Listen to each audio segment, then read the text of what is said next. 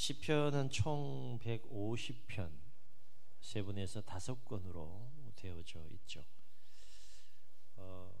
모세오경을 통하여서 하나님이 어떤 분인지를 하나님이 계시하셨다면 그러한 하나님을 알고 깨닫고 그 하나님 앞에 주어진 삶 가운데에서 하나님의 백성들이 주어진 삶의 문제를 가지고 하나님 앞에 아뢰며 마음을 토하고 의지하며 나아가는 그 고백의 또 노래가 바로 시편이라고 할 수 있겠습니다.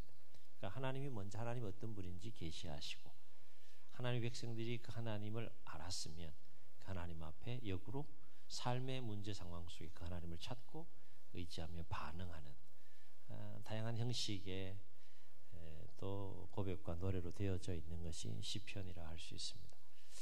시편 중에서 가장 긴 시편이 바로 119편인데 176절로 되어져 있습니다. 참고로 시에서는 한 줄을 행이라 그러죠.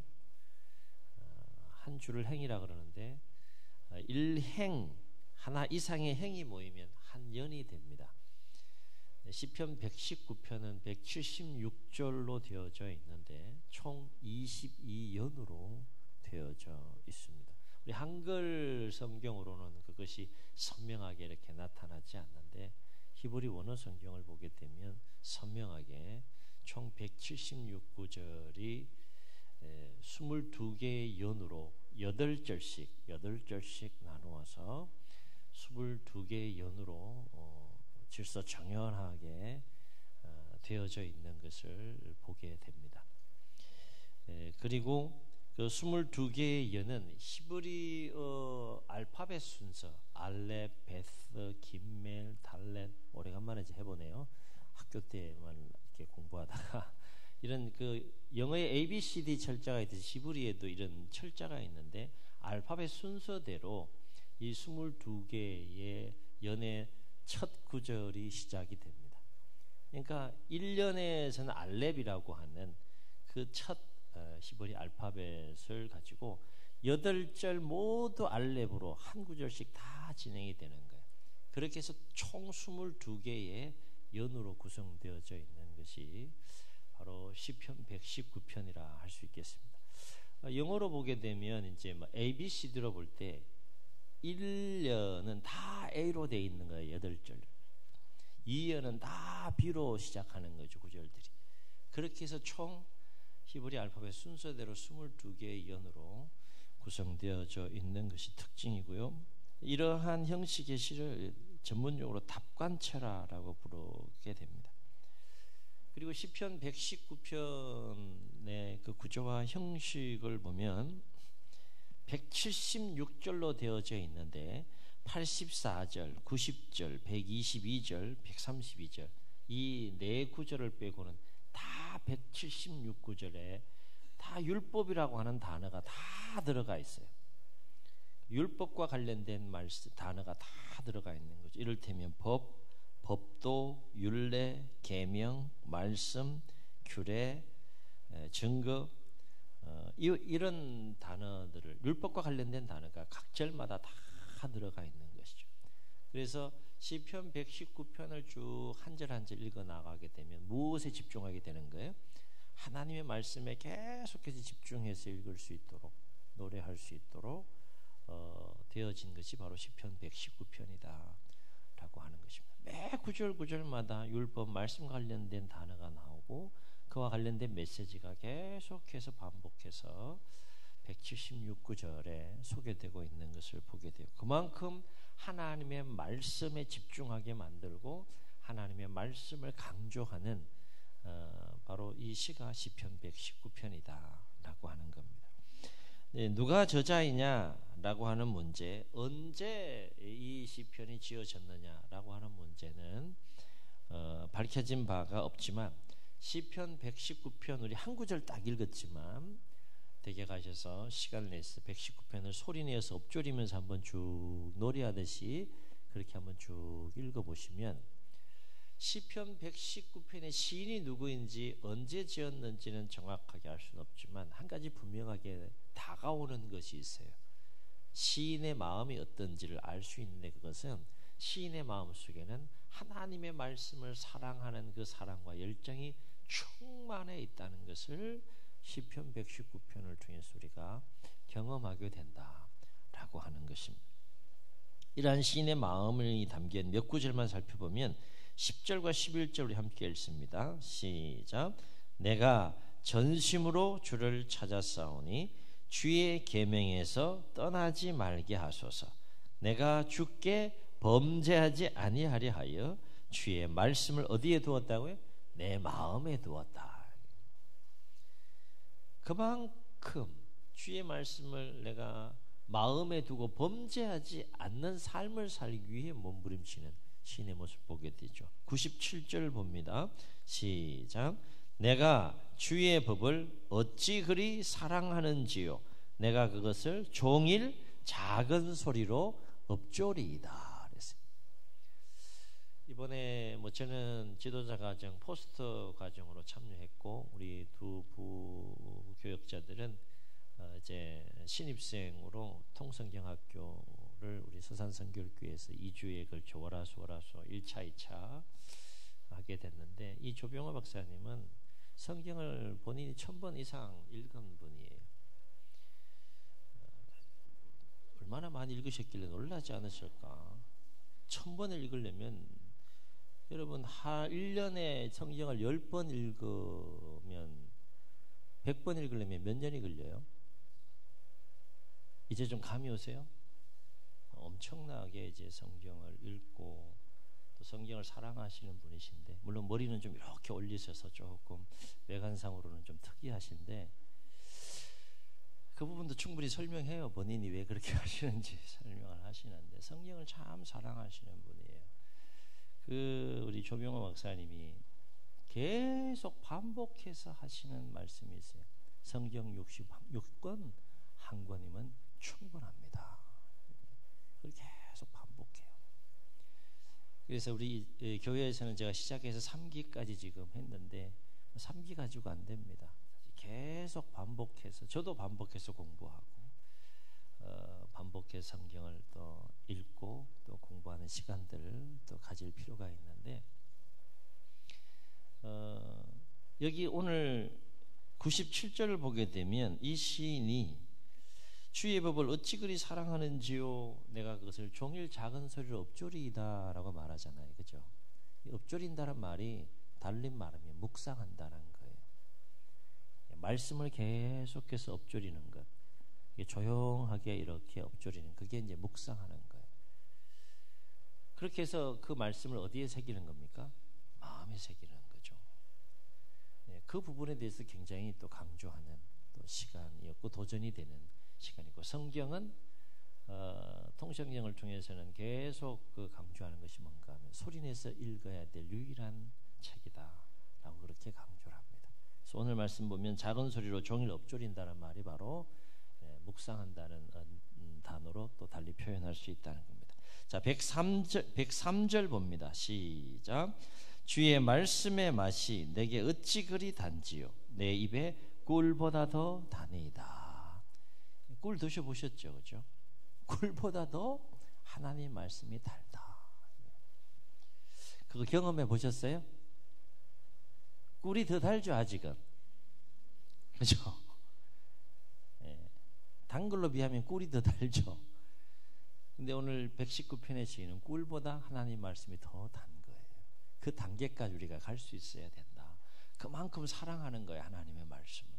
그만큼 하나님 말씀을 사랑하는 자의 그 삶의 모습을 한번 생각하면서 시편 119편 우리가 읽을 필요가 있다. 자, 147절 148절 봅니다. 시작. 내가 날이 밝기 전에 부르짖으며 주의 말씀을 바라싸우며 주의 말씀을 조용히 엎조리려고 내가 새벽녘에 눈을 떴나이다.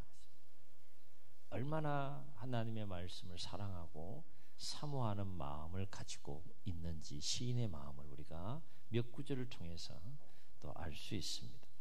그러면서 시인은 오늘 말씀에서 이렇게 고백하며 노래하죠. 주의 법을 사랑하는 자에게는 큰 평안이 있으니 그들에게 장애물이 없으리이다. 이건 시인의 고백이에요. 신앙 고백적인 노래입니다. 시인이 주의 말씀, 주의 법을 그렇게 입에 꿀보다 더 달 만큼 사모하고 사랑하는 삶을 살아가니까 그 마음과 삶 가운데 무엇이 있다는 거예요? 큰 평안이 있더라. 그냥 평안이 아니라 무슨 평안? 큰 평안. 한번 따라 하시겠습니다. 큰 평안. 좀 끌어오르네. 막 또 이렇게 조금 좀 느끼했어요. 큰 평안이라 그랬어요. 큰 평안.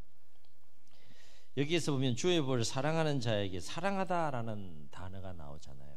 이 사랑하다라고 하는 단어는 뭔가 하면 아하베티라는 단어를 쓰는데, 이 아하베티라는 단어의 기본형은 사랑에 푹 빠지다, 좋아하다라는 의미를 갖고 있는 아헤브라는 히브리어 단어가 기본형입니다. 이건 하나님의 사랑, 인간의 사랑 모두를 포함한 이 사랑이라 할 수 있겠는데, 오늘 말씀에서는 하나님의 말씀에 대한 인간의 사랑, 그걸 이제 주의 법을 사랑하는 자에게 라는 단어로 표현을 하는데요. 이건 단순하게 어떤 감정적인 차원에서 좋아하고 만족하는 그런 사랑이 아니라 정말로 하나님의 말씀에 내가 온전히 순종하며 삶을 살겠다라고 하는 강력한 의지와 열정이 담겨 있는 실천적인 삶까지도 포함된 사랑이라는 거예요. 단순히 감정의 차원에 머무르는 사랑이 아니라는 거예요. 하나님의 말씀을 내가 그대로 온전히 순종하며 살겠다라고 하는 강력한 의지와 열정이 담겨 있는 사랑, 그것이 오늘 본문에서 소개되고 있는 주의 법을 사랑하는 자에게는 사랑하다라는 단어가 갖는 의미입니다. 사랑의 마지막 최고의 단계는 복종이죠. 복종. 그렇죠? 복종이라는 단어가 굉장히 세게 들리고, 복종이라는 단어 굉장히 좀 우리가 좀 거부감이 있지만, 사실은 정말로 사랑하면 전인격적으로 복종하는 단계까지 가게 된다는 거예요. 그게 사랑의 마지막 단계라는 것이죠. 이걸 어디서 볼 수 있는가? 빌립보 2장에 보게 되면 기독론에 대한 그 유명한 빌립보 2장 5절로 11절에 나오는 말씀인데, 예수님께서 원래 하나님과 동등한 분이셨지만 자기를 낮추어서 죽기까지, 십자가에 죽기까지 뭐 하셨다고 했습니까? 복종하시니라 그랬어요. 복종. 그게 진정한 사랑이라는 것이죠. 여기서 오늘 주의 법을 사랑한다라고 하는 이 사랑의 개념은 바로 그와 같은 의미와 열정이 여기에 담겨 있는 것이죠. 그러면서 시인은 주의 법을 사랑하는 자에게 무엇이 있다고 노래합니까? 큰 평안이 있다. 사랑하는 자에게 큰 평안이 있다. 사랑한다는 것, 앞에서 언급한 그런 의미를 지닌 그 사랑하는 마음을 가지고 주의 법을 사랑하면 무엇이 있다는 거예요? 큰 평안이 있다. 여기서 평안에 해당되는 단어 우리가 잘 아는 샬롬인데, 이 샬롬의 일반적인 의미는 크게 네 가지로 정리해 볼 수 있어요. 하나는 외부적인 어떤 전쟁이나 다툼이 없는 상태. 두 번째는 어떤 상황 속에서도 평정심을 잃지 않는 내적으로 온전하고 완전한 평안함. 세 번째는 어떤 의미가 하면 삶의 형통함. 또 한 가지는 육체적인 강건함, 건강까지를 포함하는 의미가 바로 샬롬이라고 할 수 있겠는데, 오늘 본문에서는 이 네 가지 의미 중에 특별히 이제 어떤 상황 속에서 결코 흔들림이 없는 내적으로 온전히 평안한, 절대적으로 평정심을 잃지 않는 평안함, 그건 하나님이 주시는 평안함이죠. 그 평안함을 뭐의 의미로 오늘 말씀에서는 쓰였다라고 볼 수 있습니다. 그래서 시인은 주의 법을 사랑하는 자에게는 큰 평안이 있다고 노래하면서, 그러한 큰 평안으로 인해서 무엇이 없다는 거예요? 장애물이 없다는 거예요. 장애물이 없다는 것은 뭔가 하면 그 평안함을, 말씀을 사랑하는 자가 소유하게 되는 그 평안함, 큰 평안함을 깨뜨릴 수 있는 그 어떠한 장애물도 없다는 것이죠. 그 어떤 상황 속에서도 그 평안함이 무너지지 않는다는 거예요. 무엇으로 인해서? 주의 법을 사랑하는 삶을 통하여서. 그만큼 주의 법을 사랑하는 자에게는 무엇이 있다? 큰 평안이 있다. 삶이, 인생이 행복하려면 일단은 마음이 평안해야 되잖아요. 그렇죠? 평안하세요? 군사님 평안하세요? 할렐루야. 막 허리가 좀 막 아프고 막 기도도 이렇게 막 세게 막 기도하고 했는데 그래도 평안하세요? 할렐루야. 이거는 세상 사람들이, 하나님을 알지 못하는 사람들이 결코 누릴 수 없는, 하나님의 법은 하나님의 말씀이고 하나님의 말씀은 곧 하나님이잖아요. 그죠? 하나님의 법을 사랑한다는 건 하나님을 사랑하는 거예요. 하나님을 사랑하는 자에게 하나님께서 부어주시는 그 큰 평안.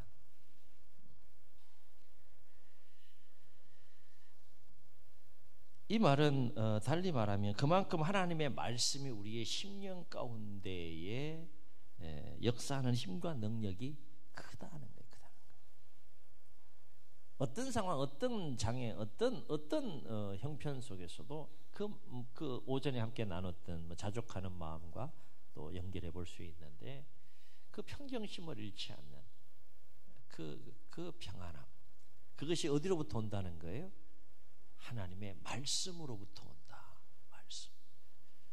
이건 사실 우리는 하도 많이 들어서 너무 식상할 정도이지만 이건 놀라운 비밀이에요. 비밀.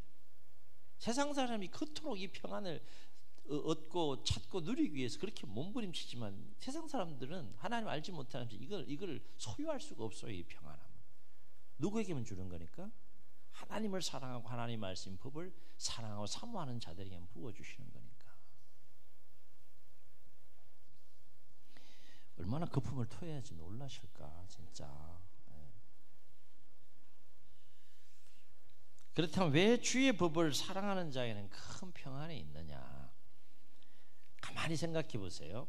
주의 법을 사랑하는 자에게는 큰 평안이 있다는 것은 그냥 아무 이유 없이 큰 평안이 있는 겁니까? 누구의 법을 사랑한다고요? 주의 법을 사랑한다. 주의 법을 사랑한다는 누구의 법? 하나님의 법을 사랑한다. 하나님의 법을 사랑한다는 누구를 사랑하는 거예요? 하나님을 사랑하는 거죠. 그러니까 달리 표현하면 하나님을 사랑하는 자에게는 큰 평안이 있다. 그럼 그 평안이 누구로부터 온다는 거예요? 하나님이 주신다는 거예요. 무엇을 통하여? 하나님의 말씀을 통하여 하나님이 그 평안을 주신다는 거예요. 그 얘기는 달리 표현하면 주의 법을 사랑하는 자에게 큰 평안을 주신다는 것은 하나님은 주의 법을 사랑하는 자를 사랑하신다는 거예요. 아멘. 주의 법을 사랑하는 자를 기뻐하신다는 거예요. 그것의 내적인 증거가 무엇이다? 평안합니다. 평안함. 그러니까 말씀을 통해서 하나님과 내가 만나는 거죠. 그래서 그 말씀을 통해서 하나님과의 만남 속에서 하나님이 말씀을, 주의 법을 사랑하는 자에게 주의 법을 사랑하는 자를 사랑하시고 주의 법을 사랑하는 자를 기뻐하신다라고 하는 내적인 증거가 무엇이라는 거예요? 큰 평안이다. 큰 평안. 하나님이 그 마음을 무엇으로 붙들어 주시는 거예요? 말씀으로 강력하게 붙들어 주시는 거예요. 그게 큰 평안이에요. 하나님이 붙들어 주시는 마음을 누가 깨뜨릴 수 있느냐? 이건 어느 누구도 깨뜨릴 수가 없는 거예요. 사자굴에 던진다 그래도 던져라 상관없다. 풀무불에 던져라 상관없다. 그럼에도 불구하고 나 하나님 사랑하고 경외하겠다. 왜요? 그 안에 무엇이 있는 거예요? 큰 평안이 있는 거예요. 죽음도 두려워하지 않는 큰 두려움이 있는, 큰 평안이 있는 거죠. 그 평안이 누구로부터 온다는 거예요? 하나님으로부터 온다. 아무에게나 그 평안이 임하는 것이 아니라 누구에게 임한다? 주의 법을 사랑하는 자에게 그 평안을 하나님께서 주신다. 그럼 우리가 어떻게 해야 되겠어요? 어떻게 해야 되겠어요? 이렇게 해가지고 또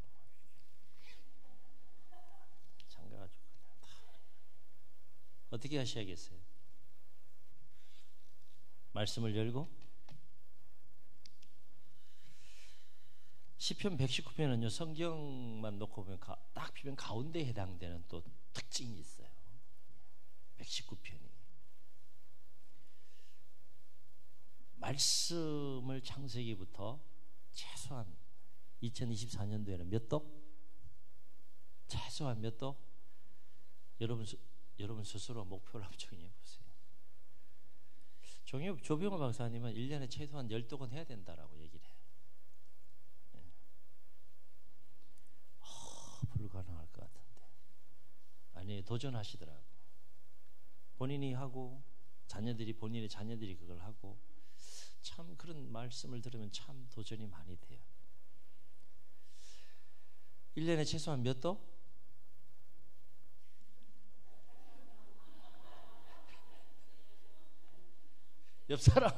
옆 사람이 들을 정도로 큰 소리로 그래야지. 나 들었어. 이렇게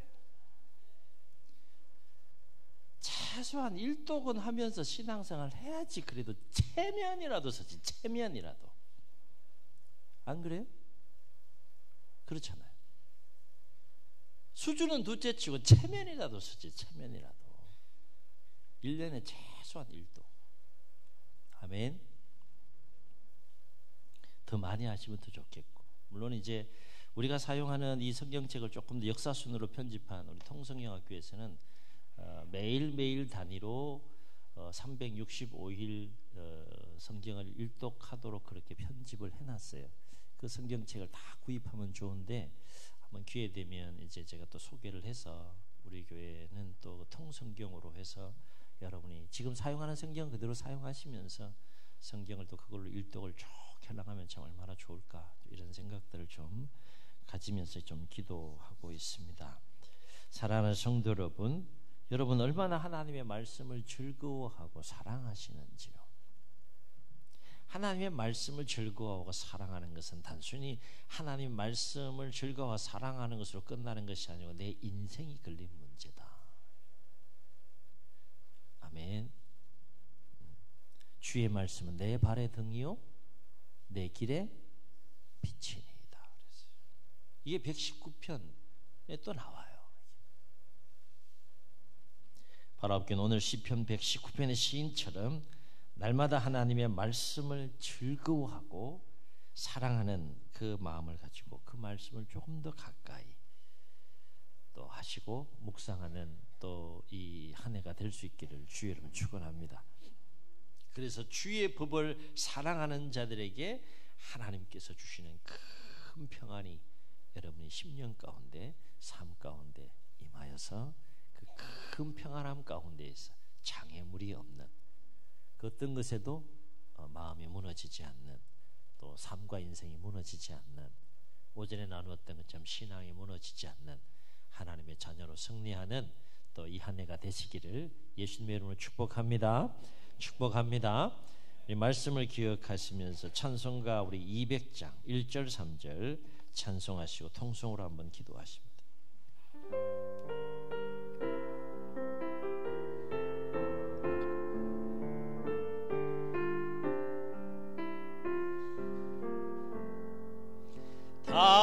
달고 묘한 그 말씀, 생명의 말씀은 귀한 그 말씀 진실로 생명의 말씀이 나의 길과 믿음 밝히 보여주니 아름답고 귀한 말씀 생명샘이로다.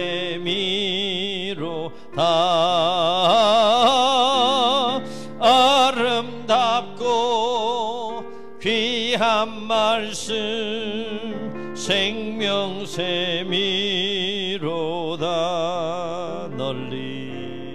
널리 울리어 퍼지는 생명샘 생명의 말씀은 마음의 용서와 평안을 골고루 주나니. 아멘. 다만 예수 말씀 듣고 복을 받네. 아름답고 귀한 말씀 생명샘이로다.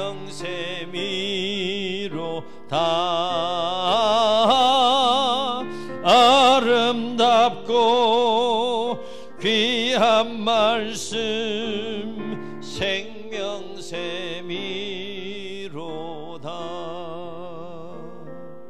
주님 눈을 감으시고 우리 말씀을 기억하시면서 한번 통성으로 기도하시겠습니다. 살아보셔서 아시지 않습니까? 마음이 무너지는 일들이 얼마나 많습니까? 평안함이 깨지는 일들이 얼마나 많습니까? 그러나 오늘 시편 119편의 시인처럼 주의 법을 사랑하는 자에게는 큰 평안이 있으리니 그에게는 장애물이 없으리로다 라고 했습니다. 이것이 우리의 삶이 되고 이것이 우리의 신앙 고백이 되어야 되지 않겠습니까? 하나님은 말씀을 통해 우리 안에 큰 평안을 주시기를 원하십니다.